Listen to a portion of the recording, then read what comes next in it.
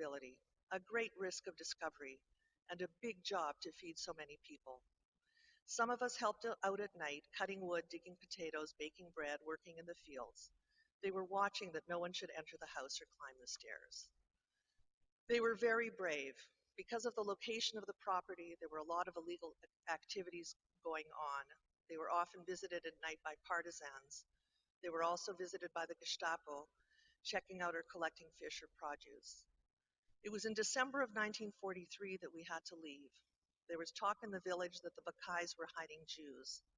Joseph's mother removed the Hermans to a safer place. There were too many night visits by the partisans. My uncle Judah was approached by the Ukrainian partisans to join them.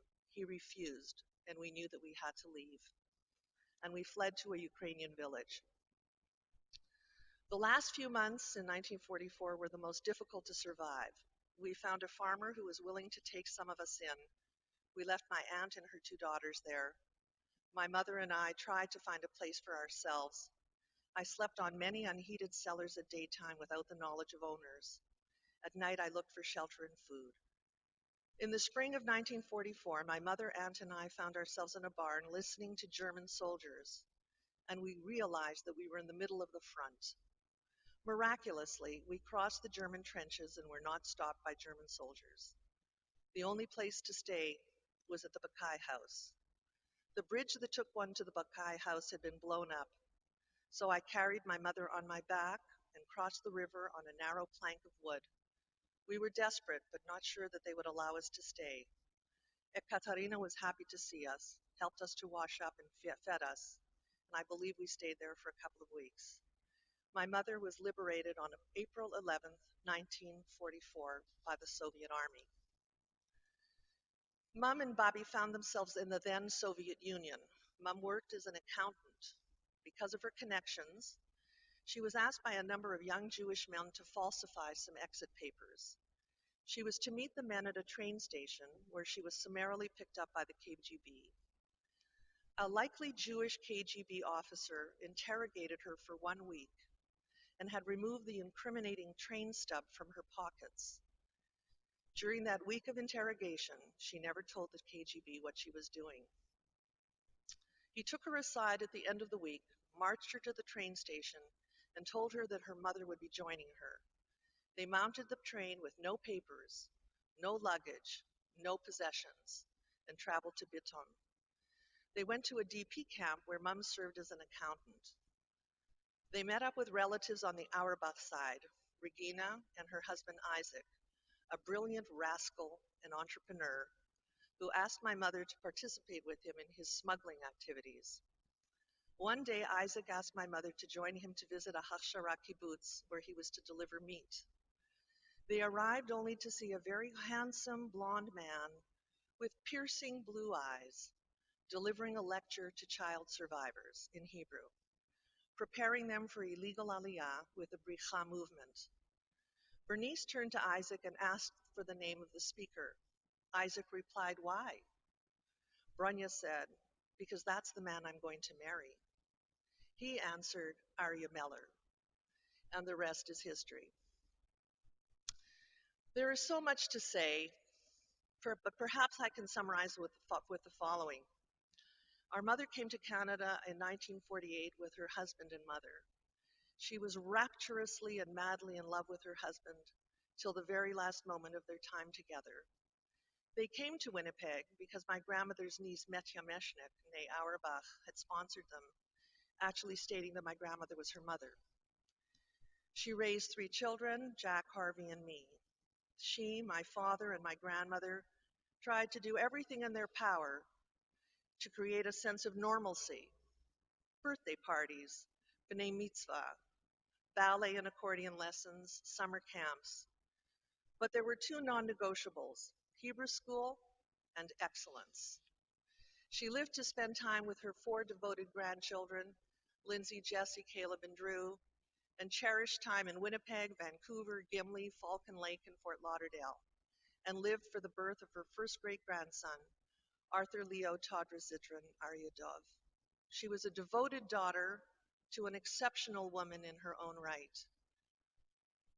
She was a fiercely intelligent parent who made indelible marks on her children's and grandchildren's characters.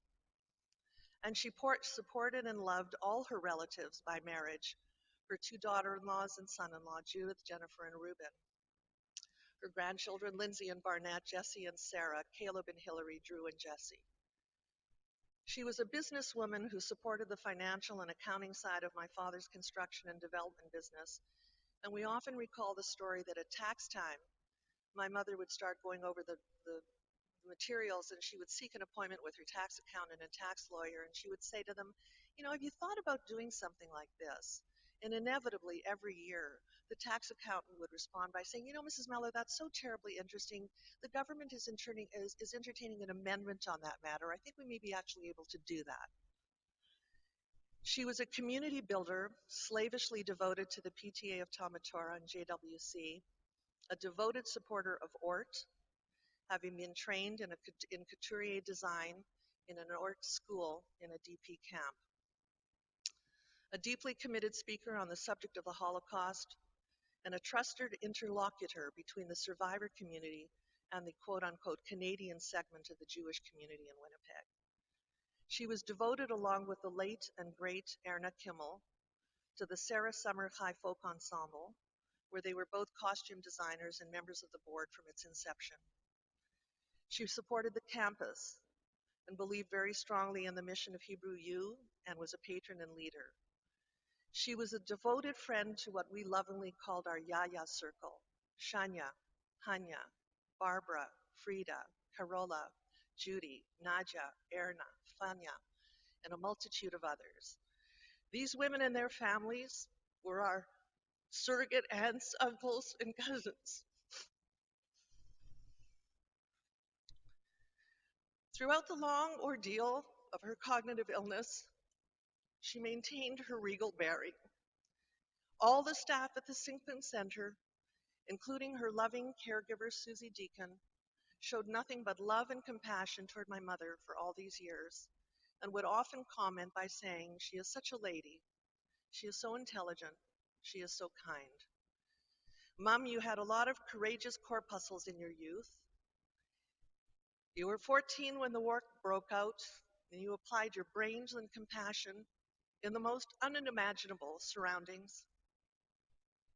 We can only pray that your descendants benefit from your raw intelligence, generosity of spirit, commitment to language and oratory, sense of style, commitment to Israel and Zionism, your approach to the goodness of humanity despite facing evil incarnate, your pursuit of excellence, and the role model of deep love you exhibited to your husband, children, and family. I think some of her precious learnings to me ranged from the metaphysical to the theological and to the practical. She used to say, "Never worry until you have to worry. You can do anything. Don't be stupid. Always give tzedakah till it hurts. Your name is the crown on your head. Be sure to talk about important things with your children in the car. Oi, I speak 7 languages. My God does not care where I pray. Learn the pierogi recipe. Don't blame everything on the Holocaust. Some people were crazy before the Holocaust. Always have a good manicure. Mamale, may your memory be a blessing. Baruch Dayan Ha'emet."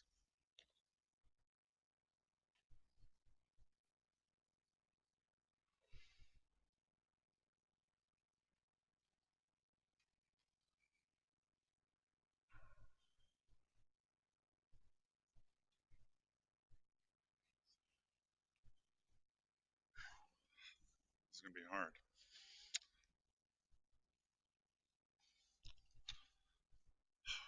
Thank you for all being here and for taking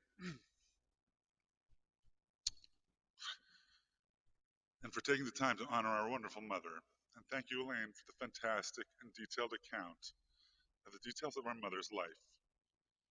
Your dedication to chronicling everything about Bernice and Arya's eventful and heroic lives are greatly appreciated by all of us. It is these stories that I tell to people who did not know of Arya and Bernice, or the great heroism they endured around the time of the Great War.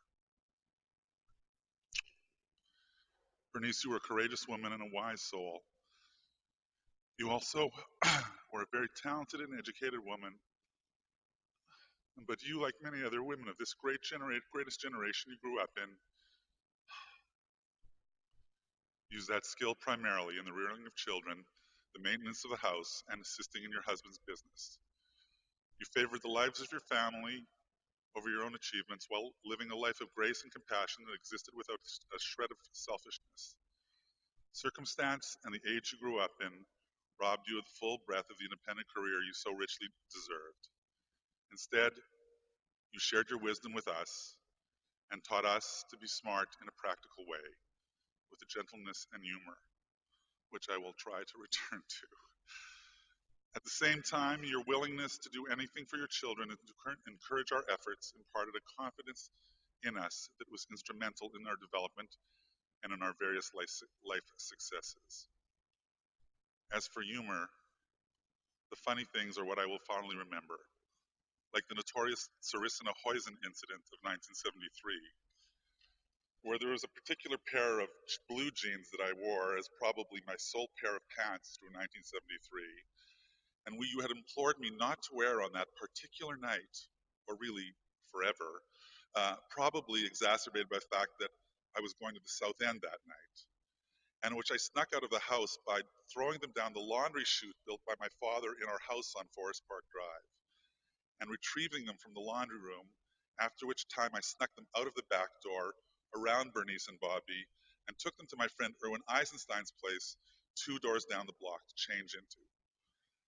When I woke the next morning, you were standing over my bed with a pair of scissors and proceeded to cut the pants in question right up one inseam and down the other, rendering them Sarissina for all eternity. Or you channeling our grandmother for buying Miracle Whip instead of mayonnaise when you were away from us in Florida for that winter in the winter with Arya, and while Bobby was taking care of the house alone. And particularly since she had bought so much Miracle Whip and in such large quantities, using a rather colorful Yiddish expression that I will share with those of you who want to at another time. Or the time when the time when the Jewish Post was looking to do a story on me when a dance piece of mine was being presented in Winnipeg in the Contemporary Dancers. And they approached you to get some information and photos, and you supplied them a photo for their story of me on my graduating day from law school in full cap and gown. Or your comment to me when I embarked on my career as a dancer that you'd only wanted to see me just once in court with a nice suit and a decent tie. You know, it's the humor that kind of got us through all this. Um, your fantastic love for your husband was legendary, and it was a love story that, along with the details of your courtship, should have been enshrined in an epic Hollywood film. I will always remember you playing Rummy Cube with Arya at the condo in Fort Lauderdale.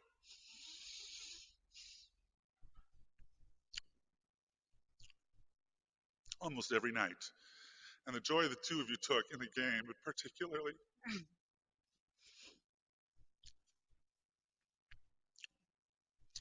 in the kibitzing. He would always make you smile, and you could do the same. And you were one mean Rummy Cube player.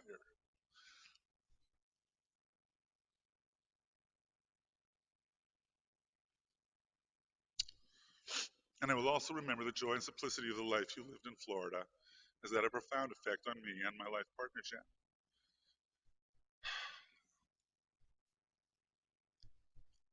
May you rest in peace, knowing that those who have survived you, will always remember you with the greatest of warmth and love. Thank you.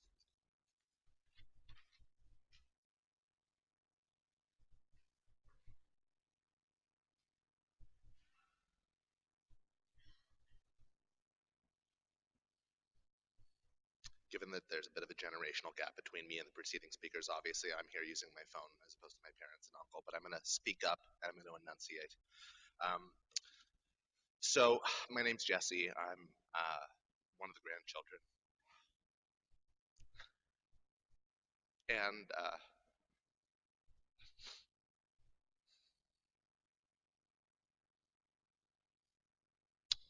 I have the privilege of speaking on behalf for her four grandchildren: Lindsay, Caleb, myself, Drew, and their partners.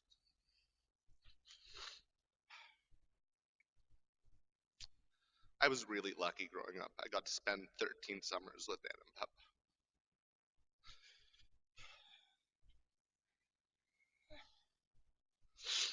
And it's a pretty incredible experience I had. I don't know a lot of people that got that, and it was my summer home.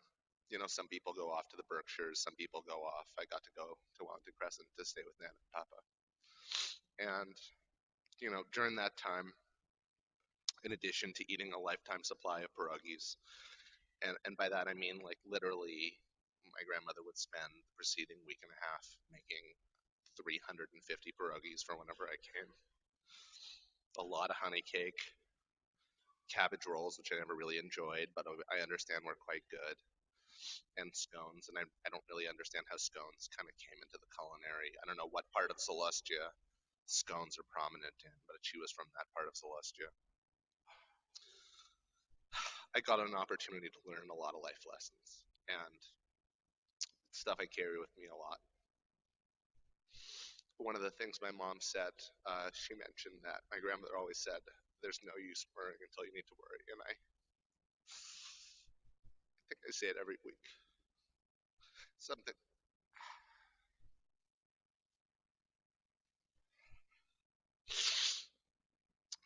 but there's a few things that I just sort of remembrances, stories I wanted to just relay to convey what Anna was like as a grandmother. And one of the things she did, she taught me how to stick to convictions. She taught me how to stick up for myself and to maintain things. She was a woman of true principle, of grit, of determination. She was a fighter. She was a survivor. And I don't know, you probably noticed it if you look at the first two rows of this hall. We have a very tall family. Uh, as a result, height was a constant source of conversation.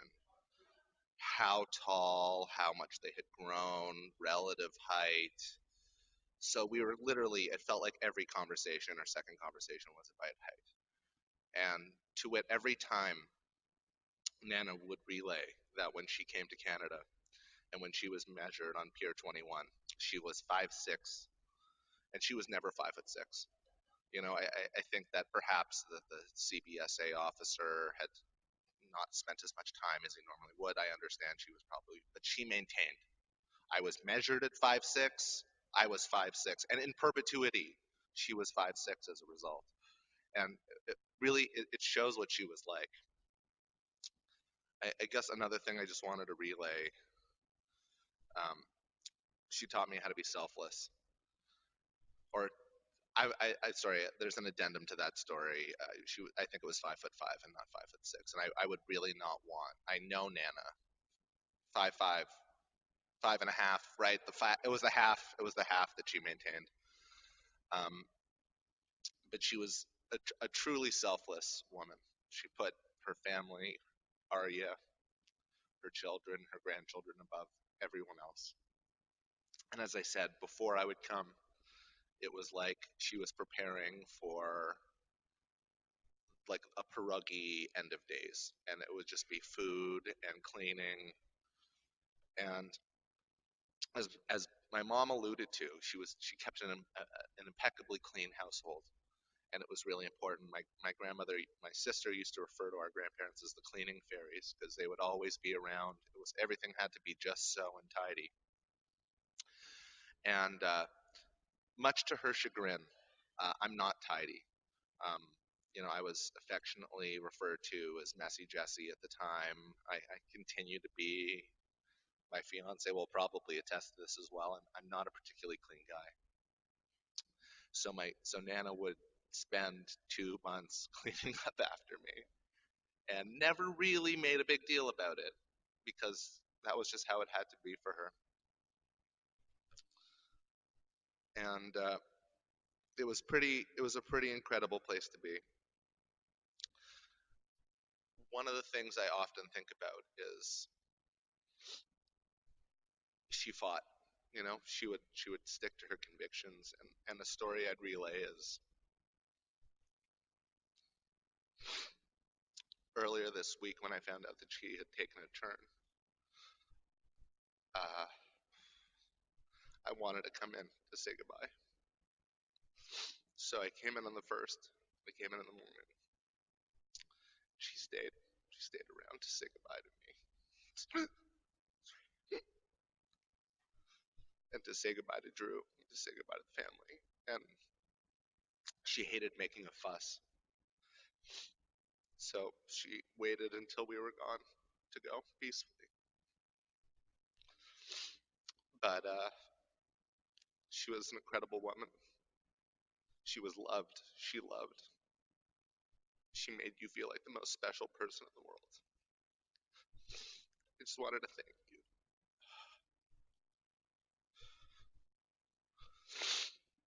Sorry, and Mom, I know you hate when I sniff. But she turned me into the man I am today, and I'm eternally grateful for that. So, Nana, thank you again.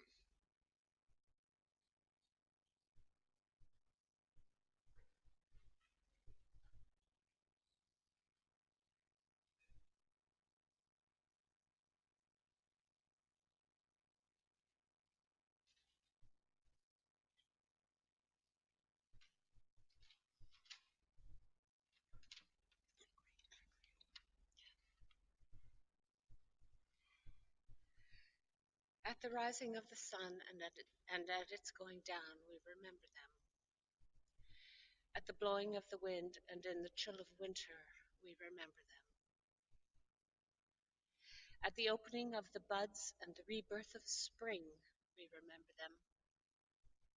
At the blueness of the skies and in the warmth of summer, we remember them.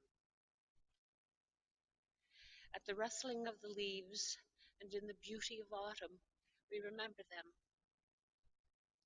At the beginning of the year and when it ends, we remember them. As long as we live, they too will live, for they are now a part of us as we remember them. When we have a joy we crave to share, we remember them. When we have decisions that are difficult to make, we remember them. When we have achievements that are based on theirs, we remember them. As long as we live, they too shall live, for they are now a part of us as we remember them.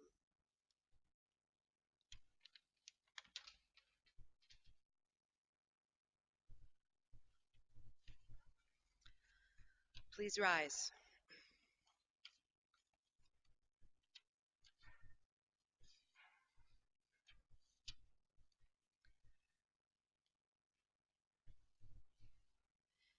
El Malachami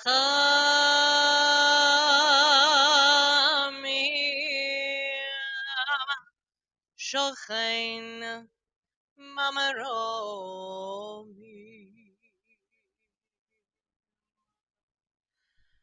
Amatzamanu Chanachona Tachat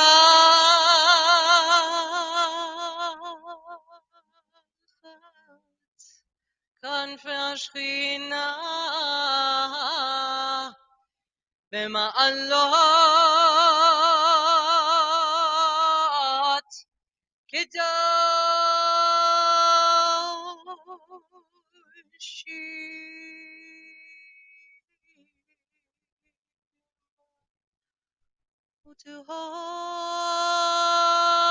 Utuharim Kizar Arakiam Azhirim Ad Nishmat Bracha Bat Herman Belaya Shachal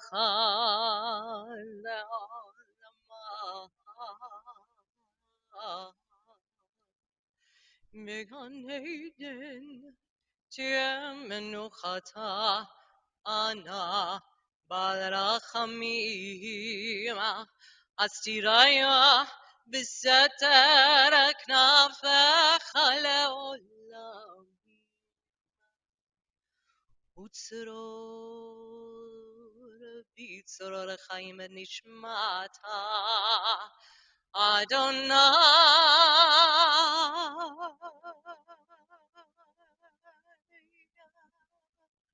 هنا خلتا بتنوخ بشلام علم مشكوا ونمار Amen. You may be seated for a moment. Exalted, compassionate God, grant infinite rest in your sheltering presence among the holy and the good to the soul of Bracha, the daughter of Herman and Leah, who is gone to her eternal home. Merciful one, we ask that our loved one find perfect peace in your eternal embrace. May her soul be bound up in the bond of life forever. May she forever rest in peace. And we can all say, Amen. Internment will now follow at Rosh Pina Memorial Park. Please keep your hazard lights on and obey traffic laws as you follow in the procession on your way to the cemetery. For those of you who are not able to attend the burial at the cemetery given the conditions of the weather, you are more than welcome to head directly to Congregation Eitz Chaim, 123 Matheson, where the meal of consolation will take place well within the hour. I just ask that you wait for the family to return from the cemetery before entering the meal of consolation room. There's an area in the synagogue to wait comfortably as you approach the cloakroom, put your coats away. Further down to the left, there's a foyer with sofas. So Shiva is then observed privately following the meal of consolation. But there is minyan tonight at Simkin Center where the family will join in saying Kaddish this evening. So I'm now going to ask that you do one more thing, if you so wish.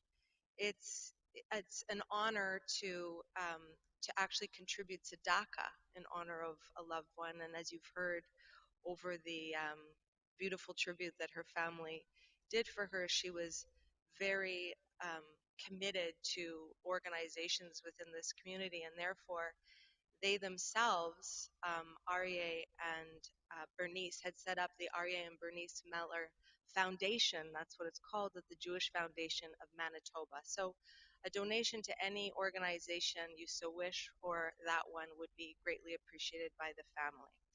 So now our job is to escort the family in the casket through the two lines of comfort that actually date back all the way to temple times. That's what we're depicting when we do that. So I'm going to ask that everybody quietly rise and get ready for the outdoors and for the pallbearers to take their positions by the casket.